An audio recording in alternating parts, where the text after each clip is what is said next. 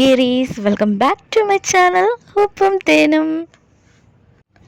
അങ്ങനെ ഞാൻ തിരിച്ചു പോവാണ് കേട്ടോ. തിരിച്ചു പോകുന്ന സമയത്ത് എനിക്കൊരു ഐഡിയ തോന്നി, ഫ്ലൈറ്റിൽ ഇരുന്നിട്ട് മേക്കപ്പ് ചെയ്താലോ എന്ന് വിചാരിച്ചു. അങ്ങനെ ഗെറ്റ് റെഡി ചെയ്യാനാണ്. അപ്പോൾ എന്തായാലും തമിഴിൽ കണ്ടപ്പോൾ എല്ലാവർക്കും മനസ്സിലാക്കണമല്ലോ ഗെറ്റ് റെഡി ചെയ്യാനാണെന്ന്. അപ്പോൾ എൻ്റെ ചാനൽ ആദ്യമായിട്ട് കാണുന്നവർ സബ്സ്ക്രൈബ് ചെയ്യുക, ലൈക്ക് ചെയ്യുക, ഷെയർ ചെയ്യുക, തൊട്ടടുത്ത ബെൽ ബട്ടണിൽ ക്ലിക്ക് ചെയ്യുക.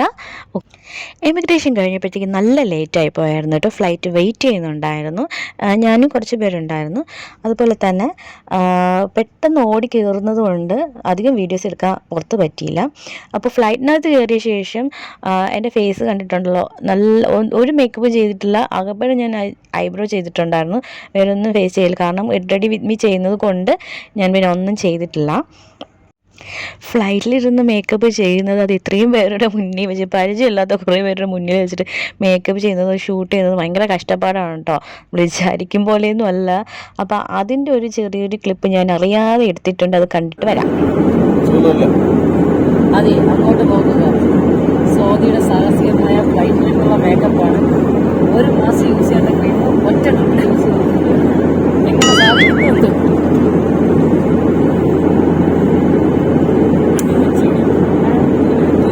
ബാക്കി തീർക്കുന്നുണ്ടാവും.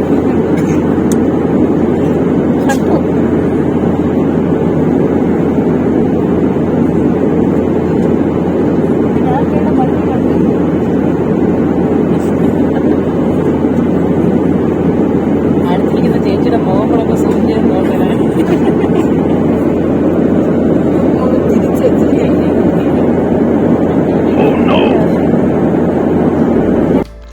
അപ്പോൾ തുടങ്ങിയാലോ നമ്മുടെ ഗെറ്റ് റെഡി വിത്ത് മീ. അപ്പോൾ ഇതിൽ ഞാനിപ്പോൾ എടുത്തിരിക്കുന്നത് സൺസ്ക്രീമാണ് ആദ്യം ഞാൻ യൂസ് ചെയ്യുന്നത്. ക്രീം ഇപ്പോൾ നമ്മൾ നമ്മൾ പുറത്തിറങ്ങിയാൽ മാത്രം യൂസ് ചെയ്യേണ്ടത് അല്ല, നമുക്ക് സാധാരണ ഒരു ക്രീം പോലെ യൂസ് ചെയ്യാവുന്നതാണ് സൺസ്ക്രീം എന്ന് പറയുന്നത്. അപ്പോൾ മേക്കപ്പ് ചെയ്യുന്നതിന് മുന്നേ ഞാൻ ആദ്യം ചെയ്യുന്നത് സൺസ്ക്രീമാണ് ഇടുന്നത്. അപ്പോൾ ഞാനിവിടെ പുതിയൊരു ഐറ്റമാണ് കേട്ടോ എടുത്തിരിക്കുന്നത്. ജോവിസിൻ്റെ സൺ കവർ SPF 30 ആണ് എടുത്തിരിക്കുന്നത് ഞാനിതിൽ.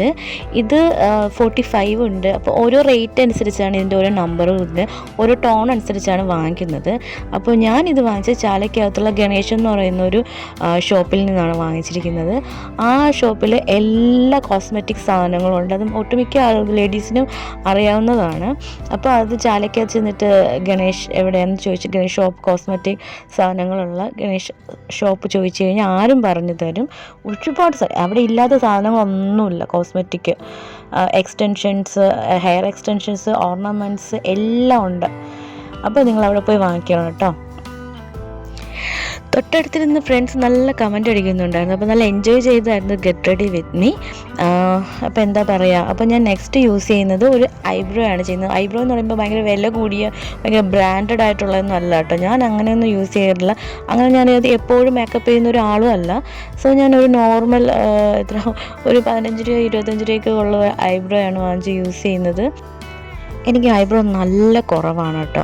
അപ്പോൾ ഇപ്പോൾ ചെറുതായിട്ട് ഞാൻ ത്രെഡ് ചെയ്യാതെ നന്നായിട്ട് വീട്ടിലിരിക്കുമ്പോൾ നന്നായിട്ട് ഐബ്രോ ചെയ്ത് എപ്പോഴും ഐബ്രോ ചെയ്ത് ഇച്ചിരി ഗ്രോത്ത് ഉണ്ടായിട്ടുണ്ട്. അപ്പോൾ ഞാൻ ഇങ്ങോട്ട് വരാൻ നേരത്ത് മാത്രം ത്രെഡ് ചെയ്ത്, സ്വന്തമായിട്ട് ത്രെഡ് ചെയ്യുക ചെയ്യുന്നത് ഞാൻ.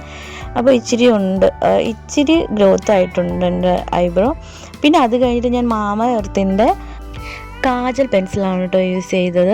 അത് നല്ല ലോങ് ലാസ്റ്റ് ആയിട്ടുള്ള സാധനം. അത് ഞാൻ വാങ്ങിച്ചിട്ട് ഒരു 4-5 മാസമായി. പിന്നെ ഞാൻ അധികം മേക്കപ്പ് ചെയ്യാത്തത് കൊണ്ടായിരിക്കാം ഒരുപാട് നാൾ നിൽക്കുന്നുണ്ട്. അത് എഴുതിയാലും ഭയങ്കര ഒരു സംഭവമായിട്ട് എനിക്ക് പറയാൻ പറ്റത്തില്ല. ഇച്ചിരി പടരുന്നുണ്ട് എനിക്ക്. പക്ഷേ എനിക്ക് അത് ഓക്കെയാണ്, കംഫർട്ടബിളാണ്. എനിക്കിഷ്ടപ്പെട്ടു ഈ കാജൽ. സാധാരണ ഇതുപോലെയൊക്കെ ഗെറ്റ് റെഡി ചെയ്യുമ്പോഴാണ് കണ്ണിന് ജീവൻ വെച്ചുള്ള തോന്നുന്നത്. അപ്പോഴേക്കാണ് ഞാൻ കണ്ണെഴുതുന്നത്. സാധാരണ ഞാനൊരു ഐബ്രോ ചെയ്യും, ലിപ്സ്റ്റിക്ക് യൂസ് ചെയ്യും, പിന്നെ സൺസ്ക്രീം ഇടും. അത് തന്നെയാണ് എൻ്റെ നോർമൽ മേക്കപ്പ് എന്ന് പറയുന്നത്. അപ്പോൾ ഇതിൽ കണ്ണെഴുതുമ്പോഴത്തേക്കും നല്ലതാണ് കേട്ടോ. പിന്നെ ഞാൻ നെക്സ്റ്റ് യൂസ് ചെയ്തതെന്ന് വെച്ച് കഴിഞ്ഞാൽ ഐ ലൈനറാണ്. ഐ ലൈനറിൻ്റെ സ്റ്റിക്കാണ്. അത് വാട്ടർ പ്രൂഫാണ്. എനിക്കത് വരച്ച് അതേ ശീലമില്ല. ഞാനിത് പുതിയതായിട്ട് വാങ്ങിച്ചതാണ്. അപ്പോൾ ഇത് വരയ്ക്കുന്ന സമയത്ത് ഭയങ്കര സൂക്ഷ്മയോടുകൂടിയാണ് എനിക്കിത് വരയ്ക്കാൻ പറ്റുള്ളൂ. കാര്യം എന്ന് വെച്ച് കഴിഞ്ഞാൽ അത് ഇച്ചിരി ആയിക്കഴിഞ്ഞാൽ മായ്ക്കാൻ പോലും പറ്റത്തില്ല, പെട്ടെന്ന് അങ്ങ് ഡ്രൈ ആയി പോകുന്നതാണ് കേട്ടോ.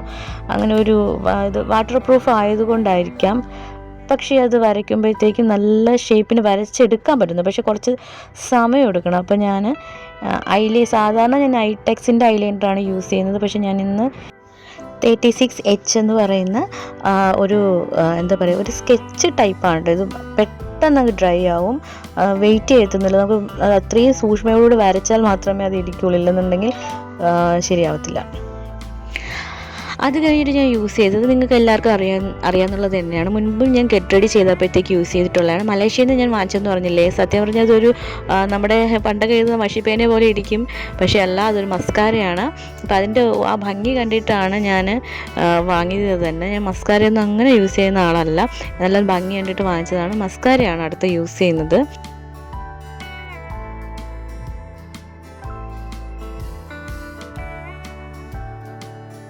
നെക്സ്റ്റ് ഞാൻ യൂസ് ചെയ്യുന്നത് ബയോവാവിൻ്റെ സ്ട്രോബെറിയുടെ ലിപ് ബാമാണ് കേട്ടോ. അത് ഇപ്പോൾ ഞാൻ എന്താ പറയുക, ഞാൻ ഇത് മുൻപ് യൂസ് ചെയ്തിട്ട് ഞാൻ മാറ്റിൻ്റെ ലിപ്സ്റ്റിക്ക് ഇട്ടപ്പോഴും നല്ല ഒരു ഡ്രൈനെസ് ഫീൽ ചെയ്യാതെ ഒരു വെറ്റായിട്ട് ഇരുന്നിട്ടുണ്ടായിരുന്നു കേട്ടോ. അത് നല്ല ഒരു ലിപ് ബാമാണ്. അപ്പോൾ സാധാരണ എനിക്ക് ലിപ് ബാം വേണം, ചുണ്ട് ഡ്രൈ ആവുന്നതുകൊണ്ട് ലിപ് ബാം ഞാൻ സാധാരണ യൂസ് ചെയ്യാറുണ്ട്.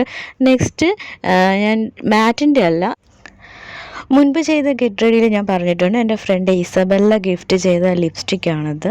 അത് അവൾക്ക് മാത്രമേ അറിയാവൂ അവൾ എവിടെ നിന്നാണ് വാങ്ങിച്ചതെന്ന്. അപ്പോൾ അതെനിക്ക് ഭയങ്കര കംഫർട്ടബിളാണ്. നോർമലി ഞാൻ പുറത്ത് പോകുമ്പോൾ യൂസ് ചെയ്യുന്ന ഒരു ലിപ്സ്റ്റിക്കാണ്. നല്ല ലിപ്സ്റ്റിക്കാണ്, എനിക്ക് ഭയങ്കര ഇഷ്ടപ്പെട്ടു. തീരുമ്പോൾ ഞാൻ എവിടെ പോയി വാങ്ങിക്കുമെന്ന് പറഞ്ഞാൽ അത് അവളുടെ അടുത്ത് തന്നെ പറയേണ്ടി വരും എന്നാണ് എനിക്ക് തോന്നുന്നത്. ഇസബെല്ല ഈ വീഡിയോ കാണുന്നുണ്ടെങ്കിൽ എനിക്ക് വീണ്ടും ഗിഫ്റ്റ് ചെയ്യേണ്ടതാണ്.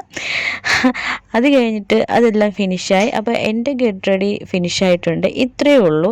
ഇത്രയും തന്നെ കഷ്ടപ്പെട്ടാണ് ചെയ്തത്. നിങ്ങൾ നേരത്തെ കണ്ടതായിരിക്കുമല്ലോ ഈ വീഡിയോ എങ്ങനെ എടുത്തതെന്ന്. ഒരു കയ്യിൽ വീഡിയോയും പിടിച്ചിട്ട് ക്യാമറയും പിടിച്ചിട്ടാണ് ഞാൻ ചെയ്തത്.